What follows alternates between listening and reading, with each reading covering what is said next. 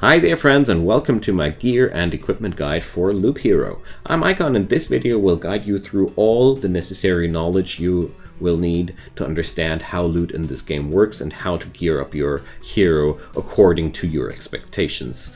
So as usual, I did a little bit of a summary first. So we will first talk about how loot is generated, how the rarities are spawned, and how they work in general. And after that, I want to talk about the stats, how they work in comparison to the rarity and the level, and how to identify good gear and how to make your hero as effective as possible.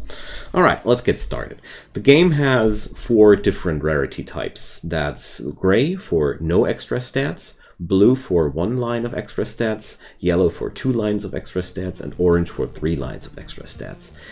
Between that, the rarities are, well, these are the most obvious differences between rarities. I'm going to talk about the details about that later. Rarity grades are not that easy to generalize how they are acquired, but as a rule of thumb, I noticed that the easier the enemy is to kill, and the more often he spawns per day, the lower the rarity of the gear will be. Vice versa, that means the less often an enemy spawns and the harder it is to kill him, the better the quality of the gear. But these are only rules of thumb, and I've seen orange gear dropping from slimes, and I've also seen rare enemies just spit out regular blue items. All these things happen. The game has a very, very strong bias towards randomness. But that means if you want to acquire rare gear, try out stuff like ruins or the mountain peaks or completed treasuries for gargoyles are pretty strong. Also the battlefield or the blood grove are pretty good go-to guys to acquire rare drops. Because if you don't place down necessary threat generators, you won't be seeing rare gear that often. That being said, the other extreme are buildings like the spider cocoon, or I think the groves have also a pretty high spawn rate. But the spider cocoon is the best example for spawns often and has only mediocre drops. You get 1 spider per day, and spiders have a certain chance for rarer drops, but you will notice that from spiders you will acquire gray and blue gear way more often than from other enemies. Vampires, or these worms here, have turned out to be very generous with loot, and yeah, I think you got the basic idea. But how does all this work? So the most interesting thing about this game is gray gear has the highest base stats, whereas orange gear has the lowest base stats. What does that exactly mean?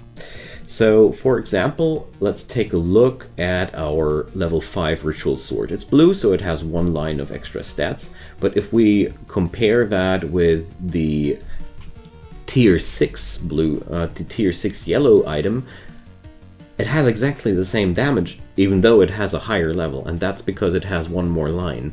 And if we go towards our orange gear here, you can notice that the orange armor has only 5% of vampirism, whereas the yellow gear has 10% of vampirism.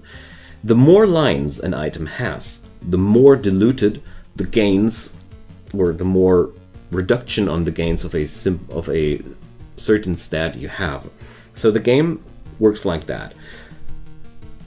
Attack speed on an orange item has, per se, a lower value, and then it rolls out how much value. I guess with the armor here, we had a chance of 3 to 5% of attack speed. I had a bad roll then.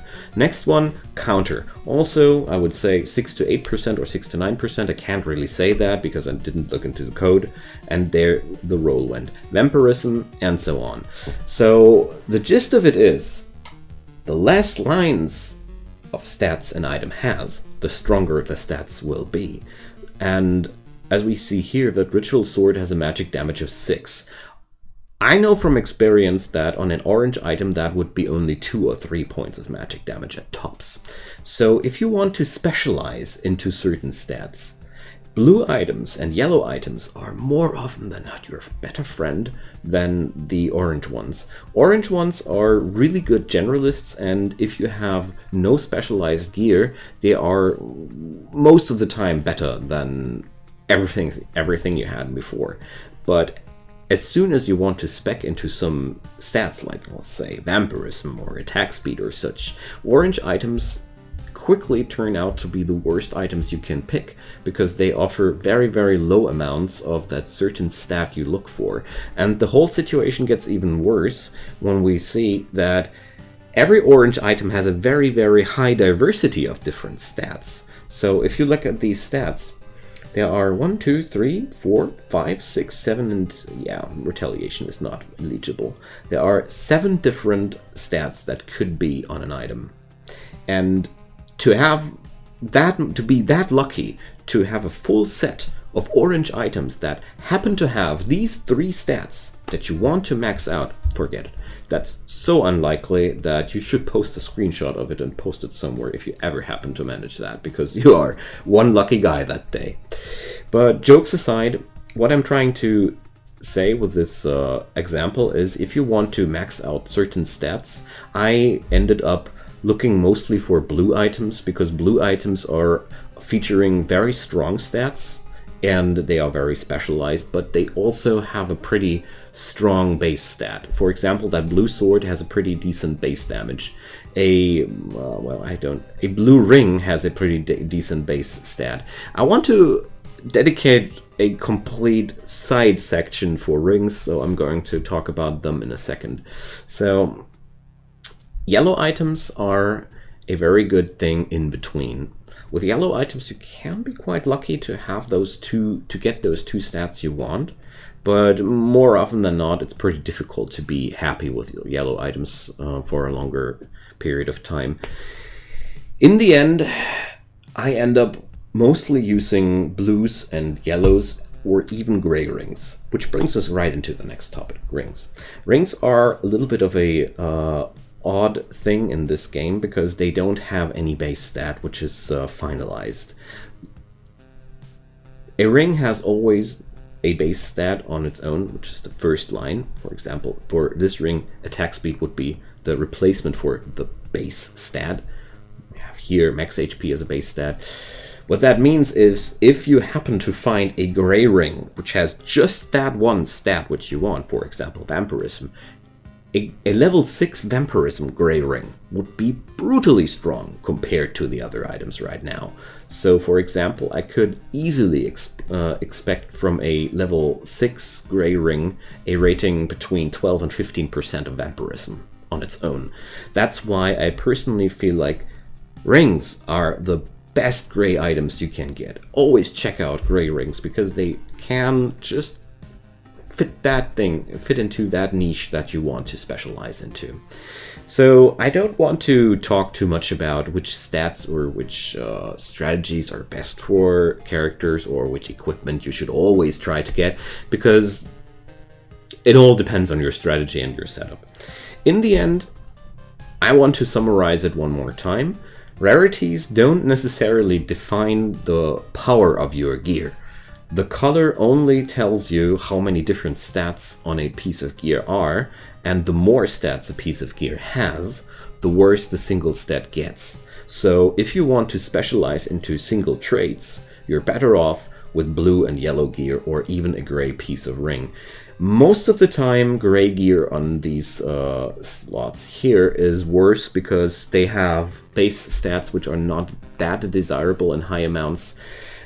I almost never want to specialize too much into max HP. The only thing where I'm like, okay, maybe it would be a shield, where I could say, okay, but a high value of defense mitigates a lot of damage. But the only 2 slots where I often end up with gray items for a quite long period of time are actually weapons, because gray weapons can pack quite a punch. If you look at this,